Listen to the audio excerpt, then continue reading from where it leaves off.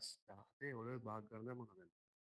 නිවසක ඇති ටැංකියක් සම්පූර්ණයෙන් ජලයෙන් පිරී ඇත. හරිද?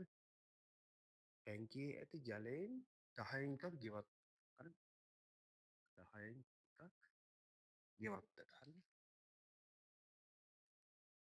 ඊට පස්සේ මොකද්ද? 4න් එකක් නෑම. 4 එකක් නෑමට භාවිතා කරනවා. හරිද? පළවෙනි සිද්ධියට මොකද්ද මේ කියන්නේ? ගෙවත්තට දැමූ ජලය සහ නෑමට භාවිතා කරන්නේ ටැංකියේ ඇති ජලයේ කවර භාගයක්දැයි හොයන්න. මොකද්ද කරන්නේ? මොකද්ද? ගෙවන්න. අනිත් එක මොකද්ද? භාවිතා කරලා තියෙන්නේ නෑ. එතකොට මේක සුදු කරලා ගන්න. පොදු හරය මොකද්ද? 20යි. මේක කොහොමද 20 වෙන්නේ? දෙක කොහොමද 20 වෙන්නේ? 5න්. එතකොට 20 ඒ කොටස යටින්ම කියනවා මොකද කියන්නේ? ටැංකියේ ඉතිරි වන ජලයෙන් අන්න කියද්ද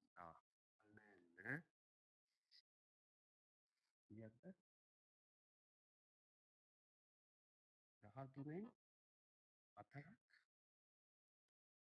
ඇඳුම් සේදීමට වාඩි.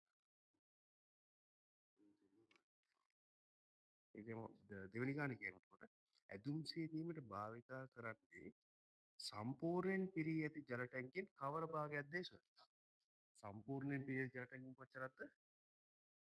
ටැංකියෙන් කොච්චරද දැන් පිරලා තියෙන්නේ? මේ ගාන භාවිතා කරලා පස්සේ පිරලා තියෙන ගාන තමයි අපි හොයාගන්නේ. ටැංකියෙන් මේ ගාන භාවිතා කරපු ඉතුරු මට්ටම. ඒතකොට 20න් 20යි පොදු හරය මෙතන අඩු කරනවා. මේ වෙන්නේ 20න් 13. සම්පූර්ණයෙන් පිරී ඇති ප්‍රමාණයෙන් කොච්චරක්ද භාවිතා කරේ? 13න් 20න් භාවිතා කරලා තියෙනවා 4න් 13. මම කොහොමද 1 shot වැඩිම ගත්තා? නෑන් කියන්නේ වැඩි කිරීම. කැමරාව ලස්සනට 20න් 4. හරි. ඊට පස්සේ කියනවා දැන් ටැංකියේ කවර භාගයක් ජලයෙන් පිරී ඇත්තේ සොයන්න. ඒක මොකද්ද? මේ මොකද්ද? දැනට අර අපි මොකද ඇඳුම් සේදීමට භාවිත කරන මේ මොකක්ද? ගෙවත්තට දාන්නයි නෑමටයි භාවිත කරන ප්‍රමාණය. ඒ දෙක එකතුව තමයි එක එකතුවෙන් අඩු කරන්න ඕනේ මුළු ප්‍රමාණය නේ. එතකොට තමයි දැන් පිටලා තියෙන ප්‍රමාණය හම්බ. මුළු ප්‍රමාණයෙන් මම අඩු කරනවා. දැනට භාවිත කරලා තියෙන ප්‍රමාණ දෙක. මොකද්ද? 7න් 20ක් අඩු කරනවා. තව 20න් 7 කරනවා තව 20න් 4ක් අඩු කරනවා. මෙතන පොදු හරය කියන්නේ 20යි 20 අඩු කරනවා මේ දෙක එකතු වෙනවා. මේ පුළුවන්නේ 11යි 20. එතකොට 20න් 9ක් තමයි දැන් ටැංකියේ පිරලා තියෙන්නේ. හරි. තවත් ජලයේ මිලිලිටර් 500ක් මුළුමනින් දෙයි අවශ්‍ය සඳහා භාවිත කරනට 4 එකක් ජලයෙන් පිරී පවතින එක නම් වෙනවා. ඊට පස්සේ අහනවා 4 වෙනි කාරණේ විදිහට ටැංකියේ ධාරිතාව ලීටර වලින් සොයන්න. හරි. අර උඩ කෑල්ලෙම අපි හදන්න පටන් ගමු. ඒකේ මොකක්ද කියලා තියෙන්නේ? ටැංකියේ පිරී ඇති ප්‍රමාණය 4 එකක් භාවිත කරා මේ 500ක් භාවිත කරනවා 4 එකක් පිරී පවතිනවලු. එතකොට දැන් මොකද වෙන්නේ? 20න් 9 ඉතිරලා තියෙනවා. ඒකෙන් මම භාවිතා කරනවා මුළු ලීටර් ප්‍රමාණයෙන් ලීටර් ප්‍රමාණය කොච්චර කියලාද දන්නේ නැහැ. මුළු ලීටර් ප්‍රමාණය හොයන්න තියෙන්නේ. ඒකෙන් මම භාවිතා කරනවා මිලිලිටර් 500ක්. හරිද? එතකොට මට ඉතුරු වෙනවා මොකද්ද?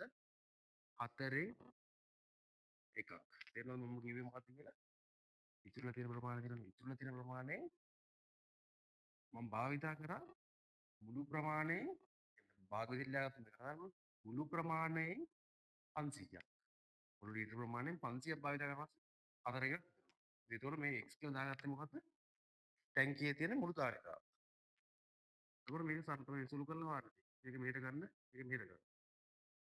9 20 ඊට මෙහෙට යද්දි මොකද වෙන්නේ? ධන වෙනවා නේ. 500 බෙදීම x එනවා.